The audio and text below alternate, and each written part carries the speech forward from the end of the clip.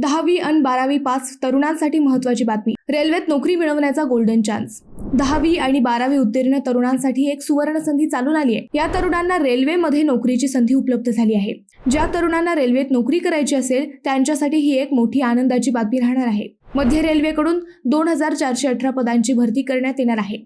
या भरतीसाठी 10वी आणि 12वी पास उमेदवार पात्र राहतील. या भरतीसाठी 15 ते 24 वर्षे वयोगटातील उमेदवार अर्ज करू शकणार आहेत. पण रिझर्व्ह कॅटेगरीमधील उमेदवारांना नियमानुसार सूट राहणार आहे. SC व ST कॅटेगरी उमेदवारांना 5 वर्षांची सवलत आहे.